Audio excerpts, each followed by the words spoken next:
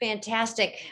Welcome, everybody, to the fourth discussion in what we hope is an ongoing conversation about beach and surf culture and history, and figuring out how we, lovers of the water, the ocean, and its waves, can work to make those spaces more inclusive than they have been throughout much of US history. And Surfrider, as many of you who are active will know, is an organization that is dedicated to the protection and enjoyment of our oceans, waves, and beaches, but also crucially to access. And there are a lot of ways in which, even if everyone is technically welcome at the beach, it doesn't always work out that way. So we at Surfrider have been working over the last few years to look at our own efforts and make sure that we are addressing a lack of justice, equity, diversity, and inclusion in our previous approaches. At the Cape Fear chapter of Surfrider, we've made a commitment to doing some work to understand the history of how we got to this place right now. We've just come off of the MLK weekend, and I wanted to just read a brief quote from the late, great James Baldwin. White man, hear me. History, as nearly no one seems to know, is not merely something to be read, and it does not refer merely or even principally to the past. On the contrary, the great force of history comes from the fact that we carry it within us, are unconsciously controlled by it in many ways, and history is literally present in all that we do. It could scarcely be otherwise, since it is to history that we owe our frames of reference, our identities, and our aspirations. And so Surfrider, those of us who love the water and understand what an empowering place it is to be in the waves, I think are really dependent on the beautiful, heartfelt, and painstaking work of historians like David Cecelski, who was generous enough, first of all, to write this beautiful book, The Waterman's Song, and then to agree to talk to us about it. So I will let him tell you maybe just a little bit about who he is, his relationship with water, and how he came to write this book, and then tell us some of the stories that are in it. David, thank you so much for being with us tonight. My pleasure. Thank you for the nice introduction. It's a thrill to be here with Surfrider, and it's a thrill to be here with my brother Richard and his wife Sandy, who lived down at Carolina Beach. I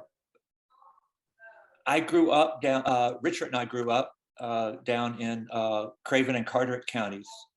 We grew up in Havelock and Craven County, and our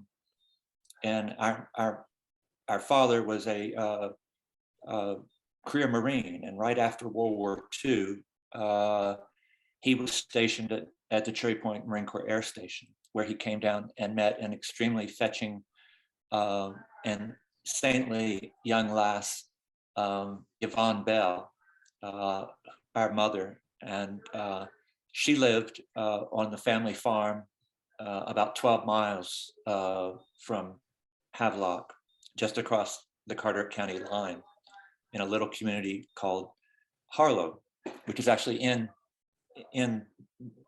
this book a little bit. And so we grew up around the water, and I think the whole family has stayed close to the water all our lives. And as a historian, all of my work has really focused on that place. I mean, on the place where you are and the place where I came from. What I try to do is sort of look closely at the world in a grain of sand, in a way. And by going deeper, and I guess in a way like a archaeologist cutting through the layers, instead of scattering myself all over, across all time periods, I try to go deeper and deeper into this one place that I care passionately about, and see what truths I might discover both about it, but also that I might discover about American history more broadly, because I'm getting to know one place so deeply. And so I think in general,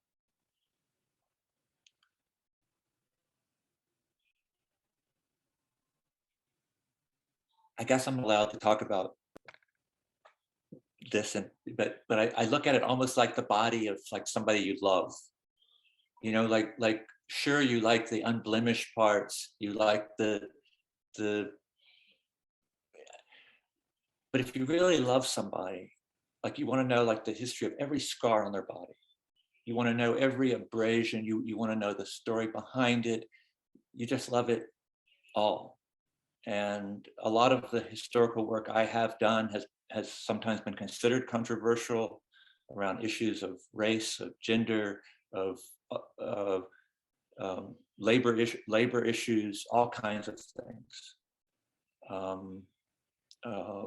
Just to name one area, 20, 25 years ago, Tim Tyson and I did the first major work on the Wilmington Massacre. And so, but to me, it sort of comes out of that kind of love, like that the more you know, I think, the more you deepen your love, whether it's for a person or a place. And I think that makes you more willing to fight to protect and honor and cherish that place. In this case, the place that everybody here cares about, the North Carolina coast. So today I'm talking about my book, The Waterman's Song, which is about something I didn't even know existed when I started.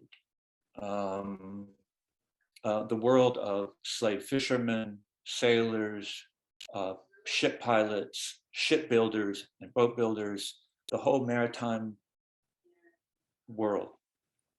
And what I want to start with is tell you, I guess, a little bit about how I first came to look at this subject. And for me as a historian, I often I get interested in something when I see things or learn things that don't make sense given what I was taught in school or in college or anywhere else. And this was one of those cases. So for example, if I can go down to the next, this is a slave advertisement for a fugitive slave who has escaped from Edenton, North Carolina. And if you're a historian like me, you spend a lot of time reading old newspapers. And in this case, like really old. This is from 1808. And back in those days, when a slave man or woman escaped from their owner, which happened all the time on the North Carolina coast, their owner would often put an advertisement in a newspaper or newspapers and offer a reward for the return of that slave. And when they did so, they would describe the slave. They would talk a little bit about how he or she looked, how they met, what kind of work they did, and where they thought they might go, like where they might best be caught. And so I would read these as I was looking for other things in old newspapers, and maybe three things stood out. One, I was just so surprised how often when they listed the fugitive slave's occupation, it was a maritime job. Fishermen, ship pilots, shipbuilders, just again and again and again. And I guess I had this like old image, I don't know, Gone with the Wind image thing in my head of like slaves in the cotton fields or in the tobacco fields or something like that. And that was true. But this was like a whole nother world. And it didn't exactly add up to me either, like how this advertisement refers to a river pilot. That meant that when a ship came in Ocracoke Inlet back in those days, the captain handed off control of his ship to a slave named Hughes, who's the husband of Dinah. And Hughes, the slave, would guide the ship all the way into Edenton or into Plymouth or one of the other ports along the Albemarle Sound. And I was like, well, I can imagine, I'm going back in time to my own head here, but like I can imagine when you're a white plantation owner standing over a slave or slaves in a cotton field. Okay, like I see how that works. But this job that Hughes is doing is an extremely skilled job. Like it's you are putting a fortune, a ship and its cargo, in a slave's hands. You can't really have like a white guy looking over him, telling him what to do. And I was like, well, how does that work? How did that work? Another thing I noticed immediately was that when a slave escaped from a plantation, the owner didn't, I guess I thought the Underground Railroad was a beeline north. Like if you escaped, you would try to head, I don't know, in the back of a hay wagon or something north.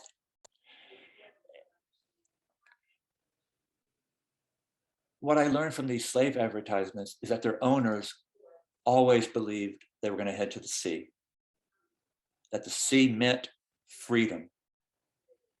And whether you were escaping from Wilmington or whether you were escaping from Kenansville, or whether you were escaping from a plantation outside Raleigh, enslaved people knew that if you were in Eastern North Carolina, the way to freedom was the sea. I wanted to know more about that. And finally, the other thing that I noticed in these slave advertisements that was just sort of the mind-blowing thing is that, well, let me give you an example. In 1794, a slave named Peter escapes from a ship that's docked at New Bern, North Carolina. And his owner puts out an advertisement. And he says, first off, that Peter was raised to the sea, quote. That means he was a sailor all his life. But then he says he has African marks, which usually meant either scars that marked a particular tribe in Africa. So he was from Africa, probably spoke at least one African language. And then it said, Peter speaks French, Dutch, Spanish, and English.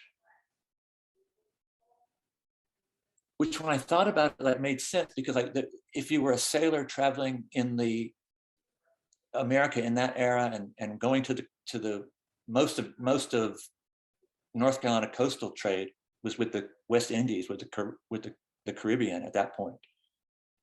But it speaks to, like, I don't know Peter's full story. I didn't know it then, but we're talking about a level of cosmopolitanism, of exposure to the outside world, because they were people of the sea, that is unimaginable, say, if you were on a cotton plantation in Arkansas or something like that. I wanted to know how that worked out. Like, what did it mean, the fact that they were part of this bigger world and had this kind of background when they come into Wilmington or any other port in North Carolina? So that's what led me to these. That's what I was after. These were some of the questions that I was asking. Let me go down. So let me start with somebody who grew up just down the road from where Richard and I did. And some of the old people, older than me even, back home think that we might be distant cousins. This is a man named William Henry Singleton, and he called himself Henry Singleton. And he was born and raised on a plantation about 12 miles from where we grew up, where my mother's people were, in what's now Carteret County. And he grew up on a plantation in a place called South River, a creek that I think the right way to say the creek is Garbason Creek. We always called it Garbacon Creek. And this is a photograph of Henry Singleton quite a few years after the Civil War, but he was born in slavery there by the water. And he later wrote a memoir about his life growing up there after he was free. And in that, he describes how he, as a young boy, he just kept escaping. He escaped when he kept getting, his owner kept selling him away from the plantation. And sometimes just a few miles away, and then later all the way to New Bern, once all the way to Georgia. This is roughly between the age of where he's 7 or 8 up to the age of maybe 14 or 15. And every time that Henry Singleton is sold away, he escapes back. And of course, he's a child. He's not trying to escape like on the Underground Railroad and go north or anything. He's trying to get back to his mother, back in South River, in Carteret County. And he describes how one day he had been sold away and he had escaped back and he had traveled through the woods. He had come from New Bern.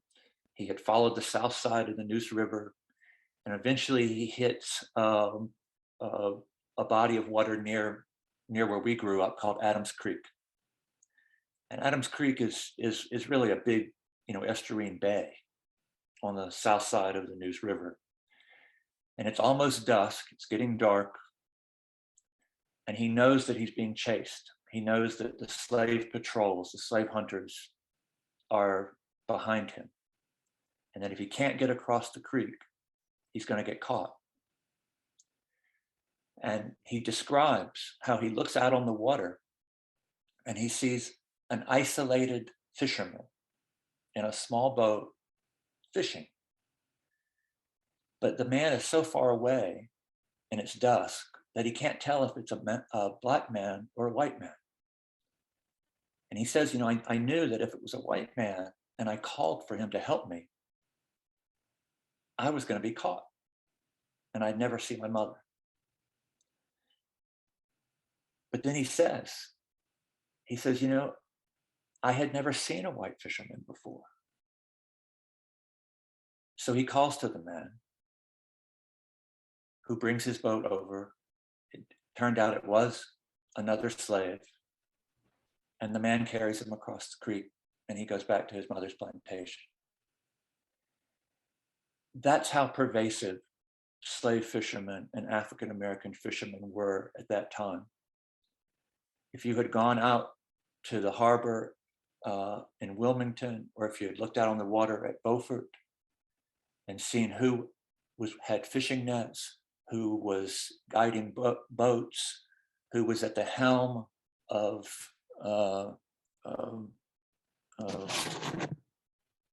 ferry pilot boats, in the large majority of cases, it would have been enslaved people like Henry Singleton and that man that helped him across. And they were everywhere. This is a fishing camp on Shackelford Banks, just an island just off of Beaufort. I love this picture. It's an etching done around 1880, so it's actually done after the Civil War. But this kind of camp would have been common all over the North Carolina coast, all the way down to the Cape Fear, all the way up to Currituck, before the Civil War as well.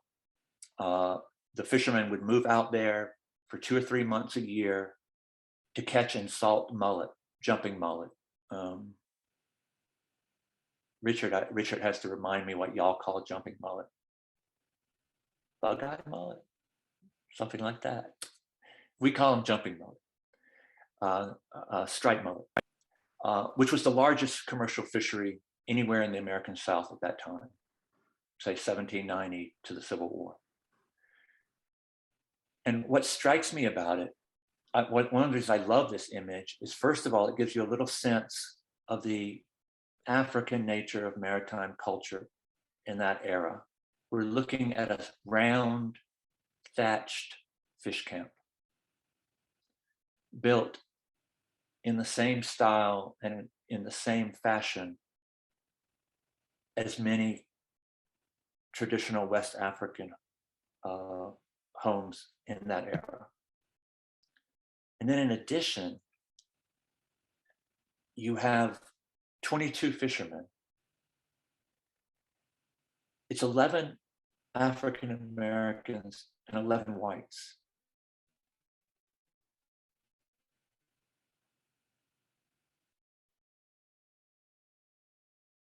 I know that may not seem like so wild and crazy today, though it would probably still be unusual today. But in that era, you're talking 1870s, 1880s, there is no other industry in the South in which you would see Black and white people working side by side like this. And then look at the way they're standing too. They're not like the white people here and the Black people here, or the white people here and the Black people here. They're all mixed up. White, black, white, black, white, black.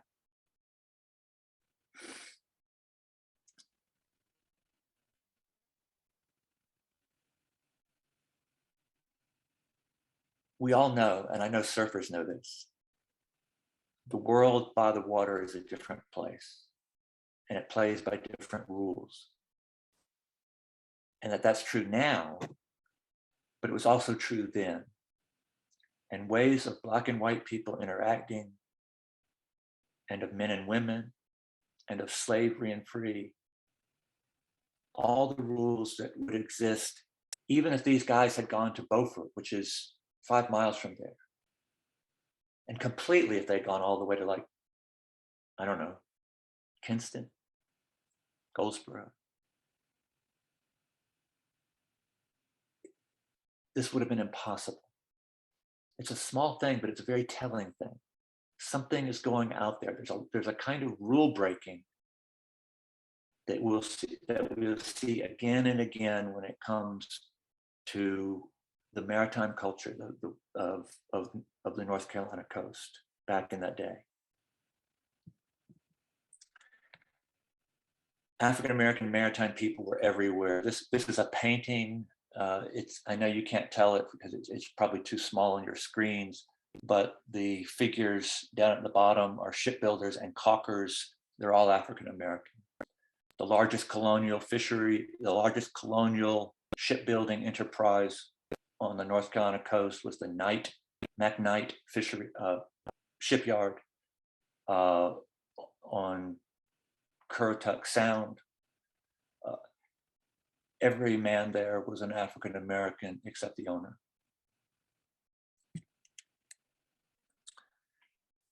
This is a man named Thomas Jones. He was a stevedore in Wilmington, loading and unloading ships. This was another maritime occupation completely in the hands of enslaved people. And as we'll see,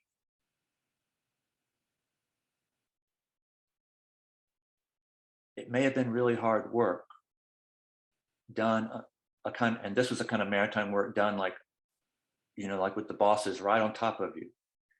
But it also gave you a taste of that world that we talked about, like those connections to a bigger world and to the Underground Railroad.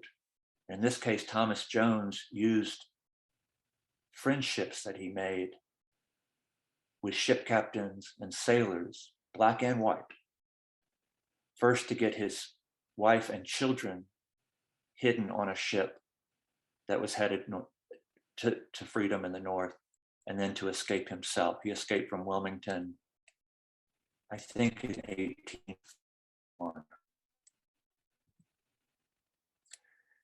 The largest fishery, when I talked about the mullet fishery earlier, I should have said it was the largest saltwater fishery back in those days in the American South. The shad and herring fishery on Albemarle Sound and on the rivers that flow into Albemarle Sound was one of the largest fisheries of any kind anywhere in the United States. Thousands and thousands and thousands of people worked in that fishery when the shad and herring would come up, move out of the ocean, and move up the rivers and into the Sound on their spawning runs. This is a scene, a sketch from a fishery that's near the mouth of the Chewan River. Each fishery would have 60 or 70 people, all of them except the top guy of the day shift would be African American. Even the night shift, and they worked during the spawning season, they worked round the clock. They would take 4-hour breaks, but never at the same time for the 6 to 8 week fishing season. They would catch the shad and herring. These are two vessels that were called bateaux. These two guys in the back are standing on the nets. The nets, in many cases, were a mile or a little bit more long. And that doesn't include the ropes that would go out to them. The ropes themselves were also often a mile long, each of them. So you're talking, they would sometimes cover entire widths, river mouths. A good catch was 40 or 50,000 fish a single haul. It wasn't unusual to catch 100,000 fish in a single haul. Now, these hauls would take 8, 9, 10 hours sometimes. These two boats would go out from the beach. They would come together like this, and then in this picture, they're starting to spread the net, the seine between them. They would then go to the end, separate parallel to the shore, and then run lines. Smaller boats would run the lines back to the shore, and they would begin to move the seine, the net, closer to shore. The nets were so large that they had to be cranked by capstans that horses or mules were pushing. And then when they got sort of turning around like this to haul in the nets, this was an enterprise that was all, this is a night haul. Here they are just resting. It was arduous work, but it also came with perks. The enslaved people were often getting off of plantations where they were laboring in agriculture the rest of the year. They're coming together. There would be music. There would be the things that men and women do together. There would be church services. There would be sharing of information. Whenever there was a slave revolt in the Albemarle region, it always followed these fisheries. It was a way of, from the point of view of the enslaved fishermen, it was a way of sharing and coordinating plans as well as work.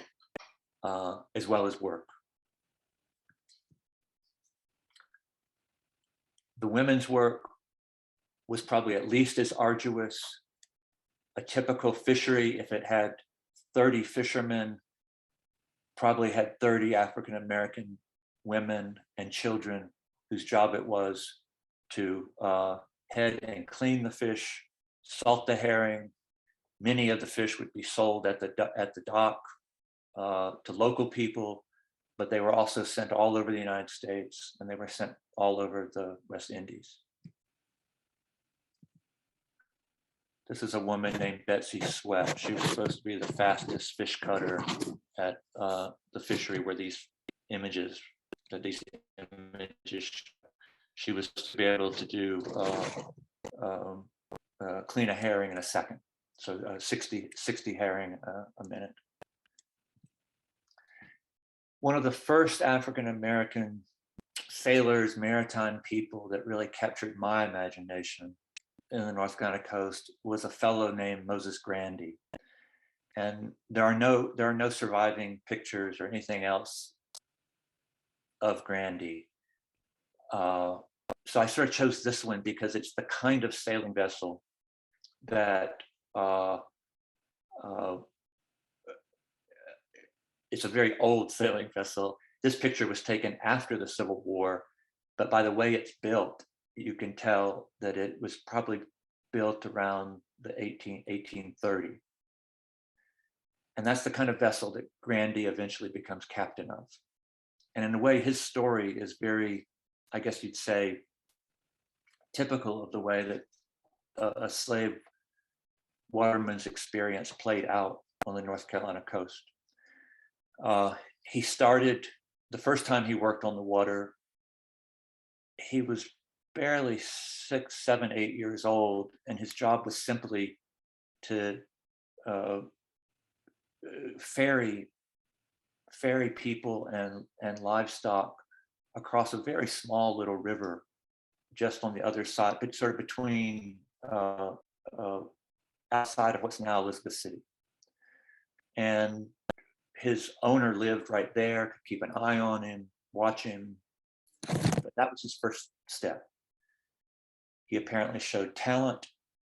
He begins, his owner begins trusting him to be a deckhand on a small little flatboat that goes up into the dismal swamp from there, loads up with cedar shingles and lumber that's been cut there, and brings it downriver to Elizabeth City, where it's then sent who knows where. He eventually becomes captain of that kind of vessel, probably by the time he's 16 or 17 years old. As time goes on, his owner trusts him with more and more responsibility on the water. Eventually, he's in charge of his own vessel about this size. He's traveling the ports all over Albemarle Sound, Edenton, Elizabeth City, Columbia, Plymouth, little places like Nixonton. He's picking up cargoes there and moving them out to Ocracoke Inlet. And he's even taking the vessel all the way up to Norfolk. He has his own crew, all slaves, and no white man is ever on the vessel. He handles the money, he makes the deals. He's allowed to keep him motivated. His owner actually pays him, even though he's a slave, that if he makes above a certain amount of money for the owner, he starts to be able to get a small percentage of what he makes. He eventually,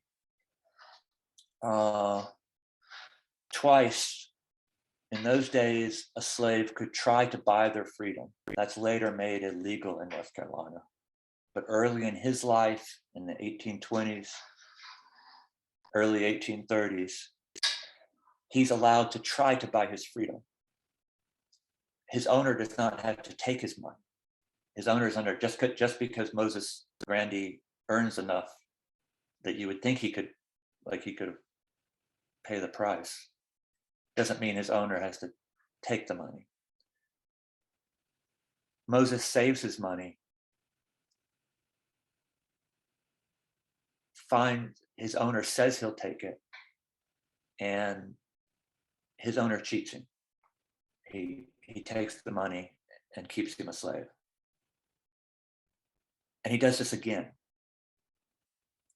And finally, it's a long story, but his owner has financial difficulties and needs the money. And eventually he buys his own freedom. And at that point, he goes north and becomes a sailor. He sails on whaling ships and vessels that travel all the way from the Mediterranean to the Pacific.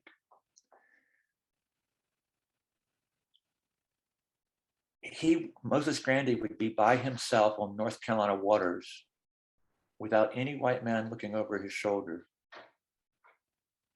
anchoring and captaining at night. When he did, slaves on the local plantations would come out and visit. They would want to hear what was happening, where he had been, they want to hear the news. People always ask me, or often ask me, when they hear about Moses Grandy, well, if he had that kind of liberty, which was extremely unusual in any other profession for an enslaved person, why didn't he just take off? I mean, why didn't he just head out Ocracoke Inlet and head north? And this is an important lesson. I mean, a key thing that I learned by studying all this is that the people who were maritime workers, the slave sailors, the pilots, the rivermen, all those people, on one hand, they did have a kind of freedom and a kind of an opportunity to learn about the world and to travel and to take care of their own business, because they were skilled and because the white world needed them. They had that. But every few years, Moses Grandy's master, his owner, would do something to remind him that he was a slave. The first thing he did was sell his wife to Mississippi. He didn't need the money. He wasn't angry at Moses Grandy. He just wanted to remind Moses Grandy that he had a lot to lose. 3 years later, he sold his oldest daughter. A few years later, he sold a son.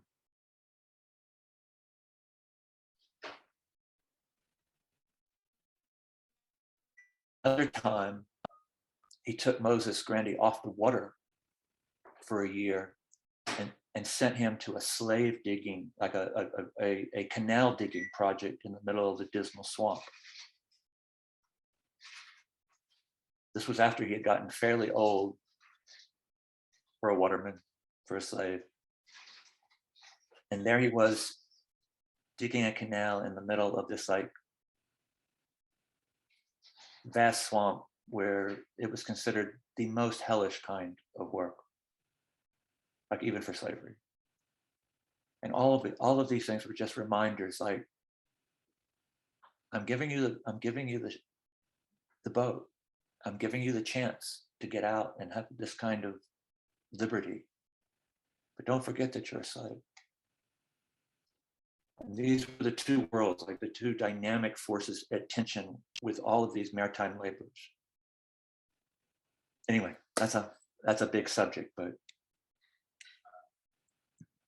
I should say that Moses Grandy, after he becomes free, eventually manages to track down, he never finds his first wife, but he does track down some of his children all the way down in the New Orleans area and gets at least 2 of them out of slavery. So, but I think he had 5 or 6. Okay, I'll speed up here. This is a slave named Ned, and this drawing was done actually in Norfolk, but he's the kind of slave sailor that Moses Grandy would have gotten to know, when he went up, when he took his his vessels up to Norfolk. You would have seen slave sailors like this in Wilmington as well, lots of them. On many vessels, on many sailing ships coming into North Carolina ports in those days, somewhere between 20 and 25% of the skilled sailors were people of color. And this is something that, like today, when I learned this, it was kind of a surprise to me. But if you go back and read like the old high school books we were made to read, like go back and look at Moby Dick with this in mind. That ship is a floating United Nations, like, you know, the whaling ship that goes after the great white whale. It's Polynesian people, it's African Americans, it's whites, it's Hindus. That was the world of maritime commerce in those days. And if you were in Wilmington, say, and you were a merchant or a plantation owner, you depended on that world to move your, you know, for commerce, to bring you things, but also to get your products out into the world. But you did not want people to see a slave like Ned.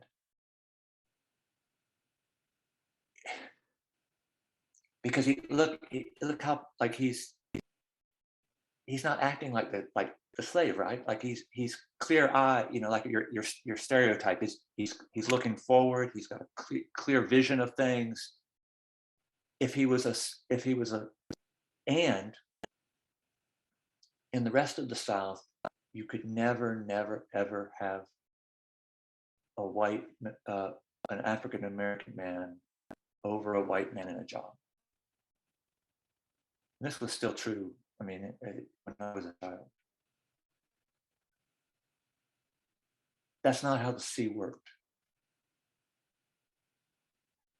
If you had the skill on sailing vessels anywhere in the world,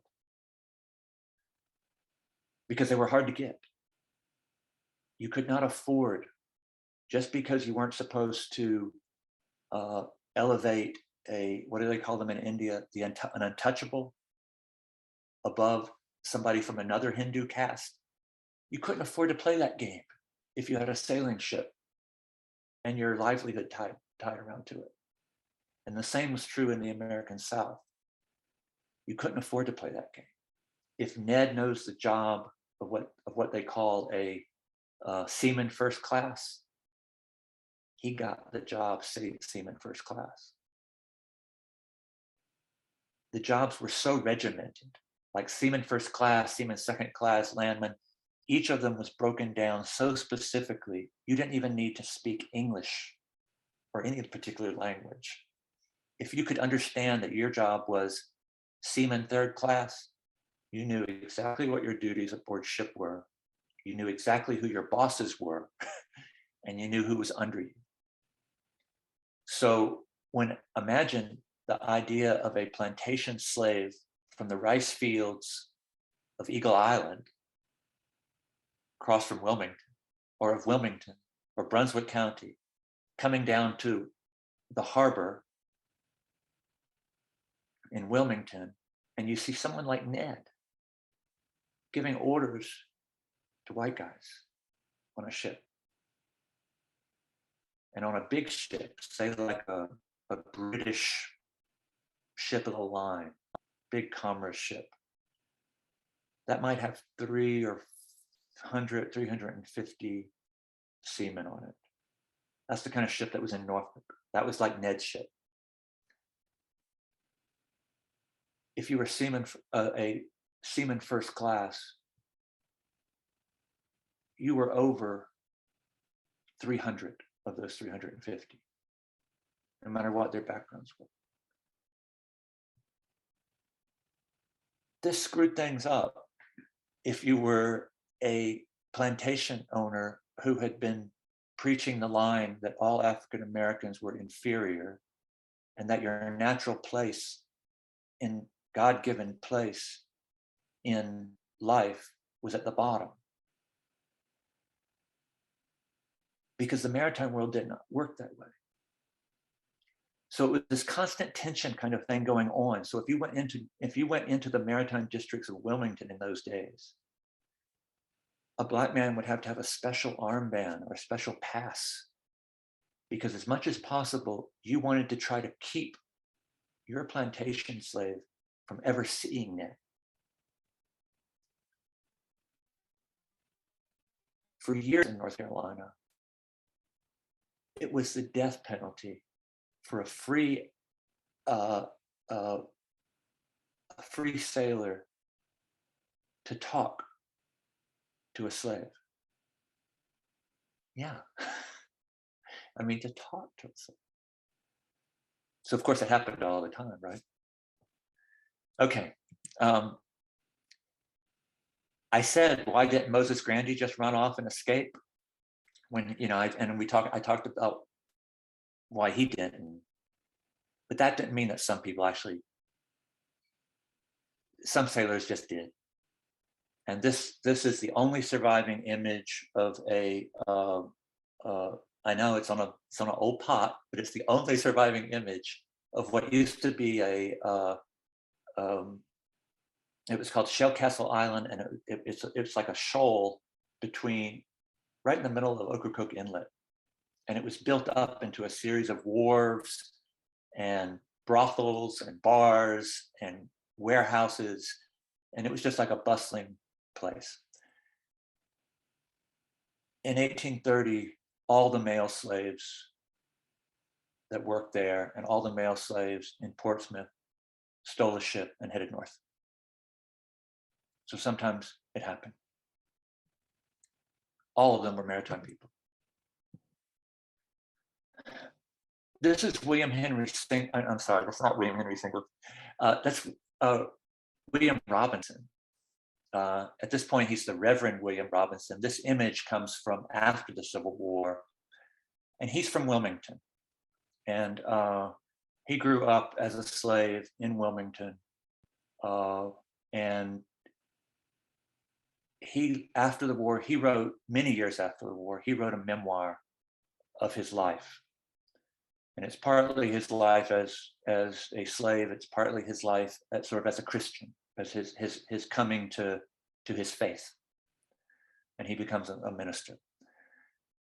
His father was a slave named Peter. We don't know Peter's last name, if he had a last name.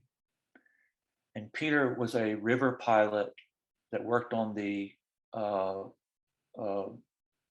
Wilmington waterfront. And his job was to guide fishermen and others. He wasn't a ship pilot, but he guided vessels, smaller vessels, tugs, fishing boats, all kinds of things on the Cape Fear River. He worked with two white Quakers. I used to know their names. And they were at the center of the Underground Railroad in Wilmington in the 1840s and 1850s. They would work out, Peter and the two white Quakers, the way it would work is that if you were a slave that was trying to get out, that was trying to reach freedom, what you wanted to do, whether you were on a plantation outside town or whether you were in Wilmington, and at this point, Wilmington is more than 60% African American. What you wanted to do was to reach Peter, his father. And you knew this. You were taught this from a very young age. You were taught who you could go to if you were desperate and had to get out right away. Like you weren't trying to get north, you just needed to get away and hide in the swamps. William Robinson knew exactly from the time he was a small child, he was told what African American woman, elderly woman on the outskirts of Wilmington he needed to go to. That's all he was told. And when he got in trouble, I think he hit his master or something after his master assaulted his mother. He went to this woman who then helped him find the people that he needed and a hideout in the swamps on the Brunswick County side of the line of the river. His father, Peter, was the same way with the Underground Railroad. The idea was to find Peter. Once you made contact with Peter, Peter would then work with these two white Quaker white Quaker fishermen. And they would kind of work things out while they were out on the water, where they couldn't be seen or heard. And they would try to figure out where they were going to get money, if somebody had to be bribed, where they would find a ship that had a captain or somebody on the crew that was sympathetic and might help the fugitive slave escape. And they would work out those plans. And so as those slaves that I talked about earlier, the ones in the slave advertisements kept coming, trying to get to the sea, their goal was to reach somebody like his father. And from there, enter this maritime world that wasn't playing by the rules, where blacks and whites were doing things together that they ought not to have been doing. And they were highly successful, but they weren't perfect. And in this case, all three were eventually caught. This was after their cell of the Underground Railroad had operated for years. But eventually, his father is caught. He was sold to plantations in the Deep South, which was a common punishment. A slave was valuable. You didn't want to kill a slave, usually. So you would send him to the Deep South. The Robinsons never saw their father again. The two Quaker oystermen, I guess today we would say they were disappeared. They come home to their family comes home. There's red crosses on their doors, and they were never seen again. This is a guy I wrote a book about. His name is Abraham Galloway, and he grew up in what's now Southport. And then he's one of the enslaved people that escaped by ship. He escapes from Wilmington in 1857. He and another slave devise a elaborate ruse to, probably through somebody like William Robinson's father, Peter, to get hidden on a vessel. They find a captain that is willing to allow them to do so. We don't know if the captain actually was like anti-slavery or not. He may just have been somebody willing to take a bribe. One of the challenges is that for years, the Cape Fear River, the Wilmington and then Southport, it was called Smithville then, but Wilmington and Southport had rules. That the slave owners were so tired of their slaves escaping by ship out of Wilmington that they required any vessel headed to a northern port that when it left, it had to be fumigated. And what that meant usually is that they would take barrels of turpentine dross, pine tree sap, and light them on fire in a ship's hold, close all the hatches.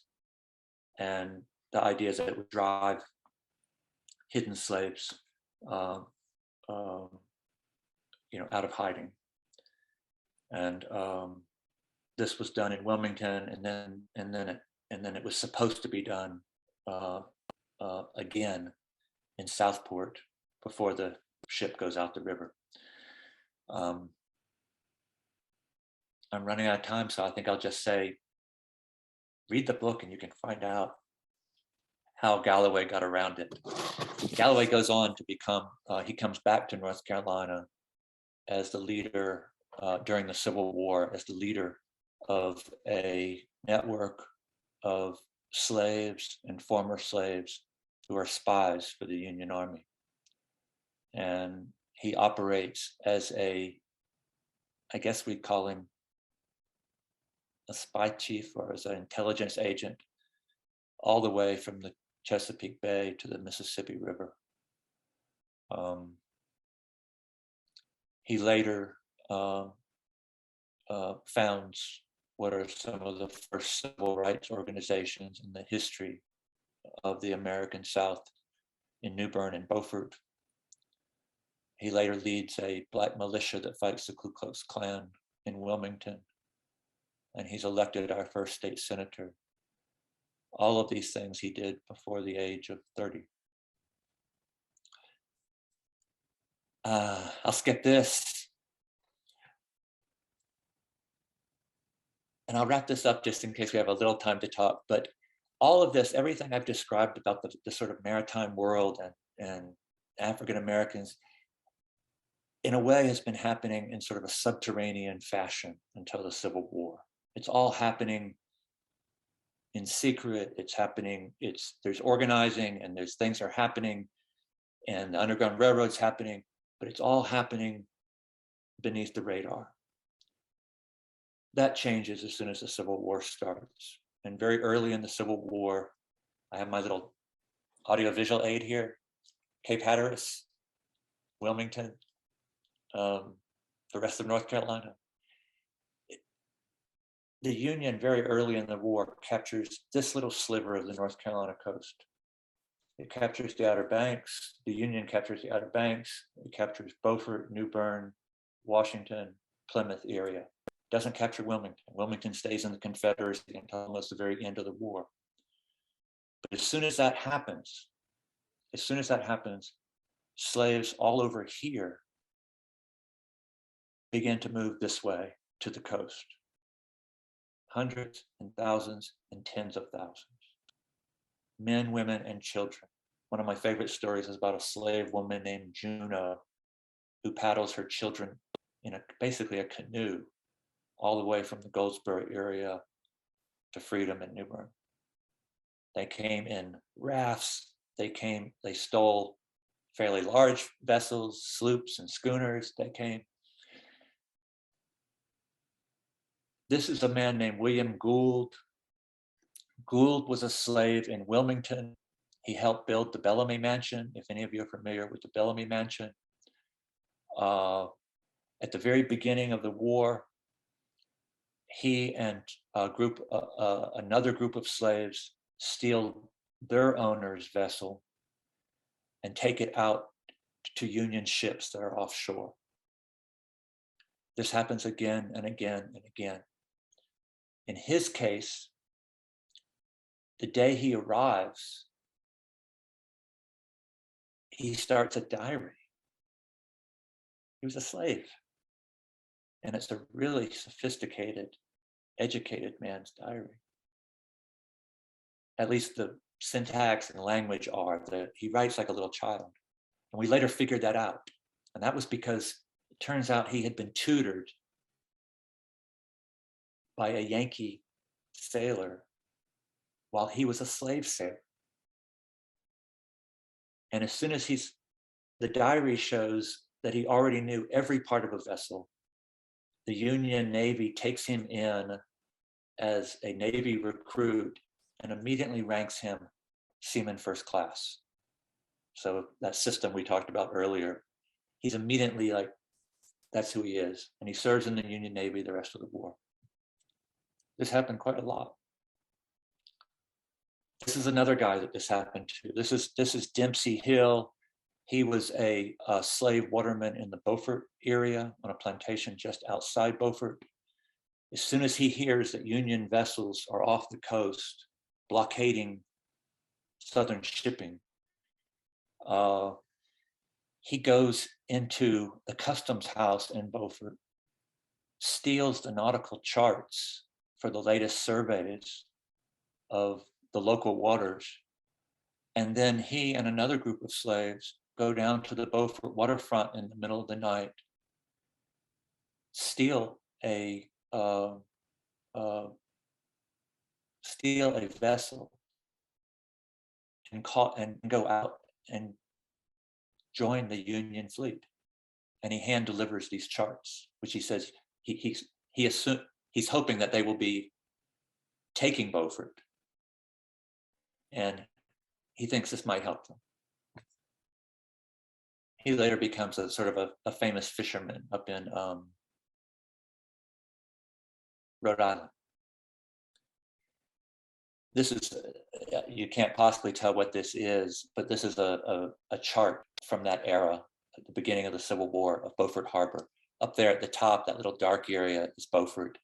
The thing that looks like a whale head or something on the left is Bogue Banks, Fort Macon.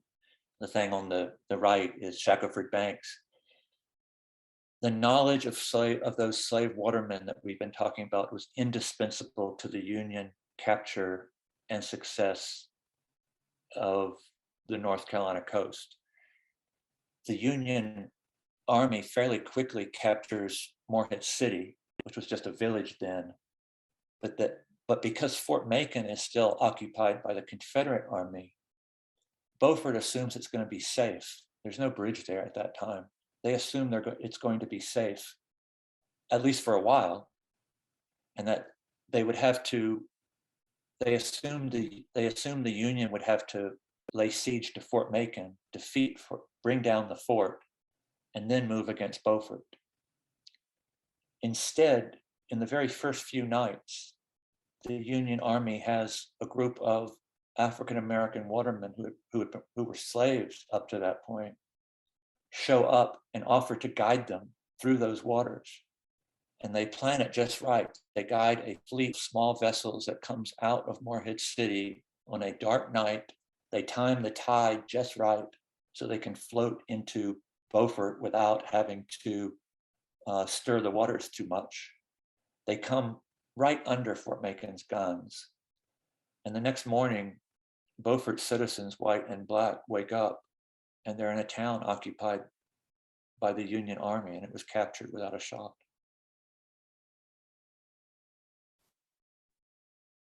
And this is Galloway again. All I'll say to conclude, and you can read the Waterman's Song, or you can read my book, The Fire of Freedom, is that every truly like radical figure that comes out, the African-American leaders who will lead Black North Carolina into the future, the ones who demand like real democracy and voting rights, and Galloway is the first legislator in North Carolina to propose a women's suffrage amendment. Their vision of democracy, it all comes out of these maritime people. And I'll stop there. And I hope that in some small way,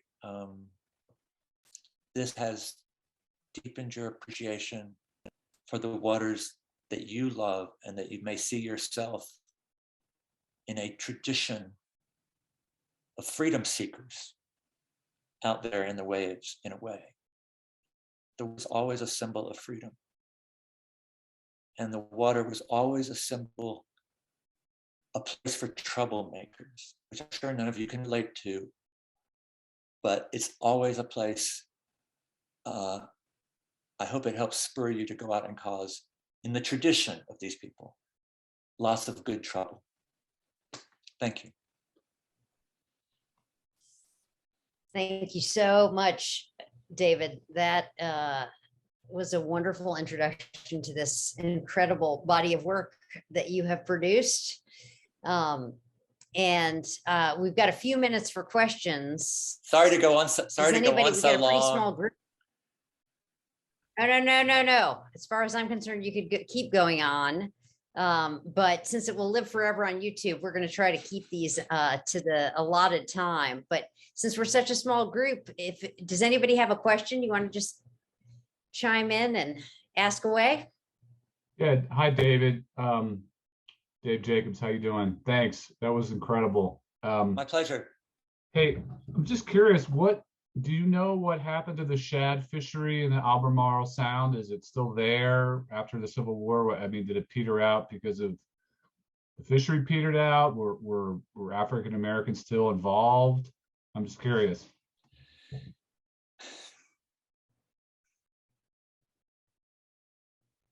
It's one of these coastal stories that you hope will be like, isn't ended, right? Because you heard the kind of the numbers of fish they were catching in those days. Yeah.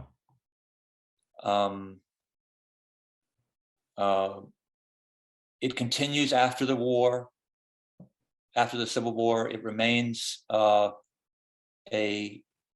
important industry all the way really certainly into the 1970s, 80s. In the 1960s, North Carolina still had the largest herring fishery in North America. Today, it's illegal to catch a single herring in those waters. And shad have been making something of a comeback. But herring, there has been a moratorium on catching herring.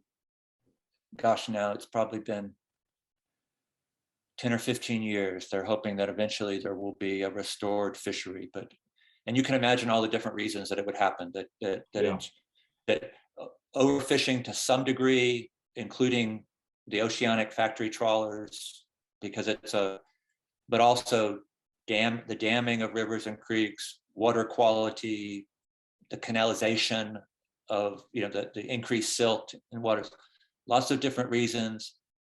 Many of them could be undone quickly and others maybe not as quick. Thanks. Sure.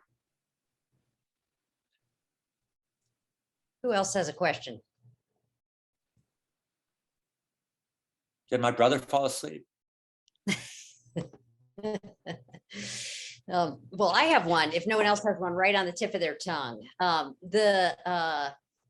These three books, and I put the Democracy Betrayed book in the chat, along with Fire Freedom, the biography of Abraham Galloway, who is by the way, Abraham Galloway is the closest thing to a real life superhero I have ever encountered.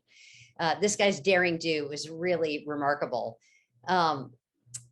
This era that you sort of left us in with Galloway was the era when there was this moment where it looked like, the dream had a chance of democracy that was true in the sense that our founding documents felt true to those of us who were raised to believe they were true. It was like there was this one little window between the Civil War and 1898 in southeastern North Carolina, where, especially in these cities, these port cities, this actually seemed to happen. Could you say something about what that era has to teach us? I mean, could you give us some kind of, I don't know, a homework assignment, a charge?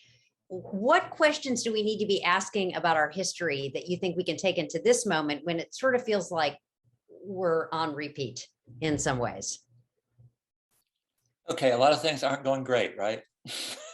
Yes.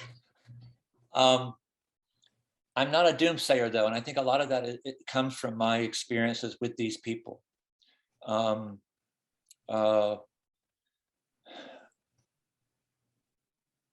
As a historian, and for anybody interested in North Carolina's history, I actually find it, first of all, kind of an exciting time, because as we come to understand the Wilmington Massacre more deeply, we're learning that it was a part of a statewide white supremacy movement, And we're learning that that white supremacy movement, which held power for more than 70 years, shaped the knowledge and teaching of history about North Carolina.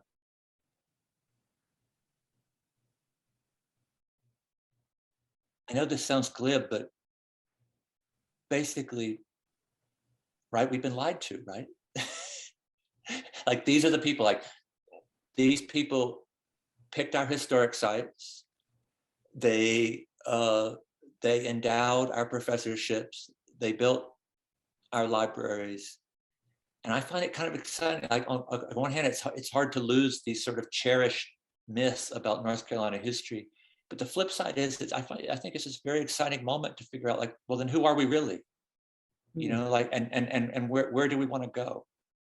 Like, who do we want to be? And you know, maybe it's time to, like, own up to this, and then let's move on. Second, Galloway and them were, I mean, they went through hell.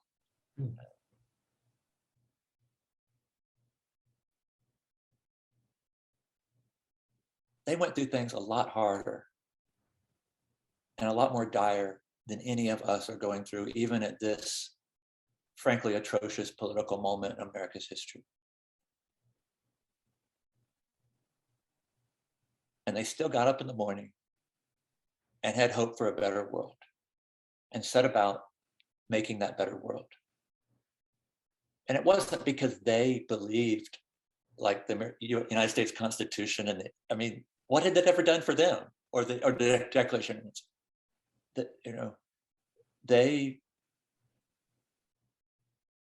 one of the things I always loved about Galloway, the New York Times said of him once, and this is a guy that always carried 2 pistols in his belt and pistol whipped Union officers. You know, he was as hard on the Union for being racist as he was the South in a lot of ways.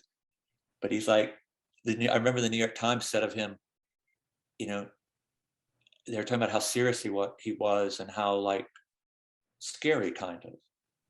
But they also said he laughs loud and often. And that's kind of like the thing I want to bring from them. Like to them, life was a struggle. It wasn't like, I mean, that's just, and that didn't mean you were going to get down about it. You were going to struggle and find joy too. And that the next morning, no matter what accomplishment or failure you have, you're still going to wake up and struggle and try to be part of something to make a better world. And from Galloway and his crowd, what I take in my own life as much as anything is the way that particularly Galloway is sort of his, I think in any generation, if he had been born anytime, anywhere,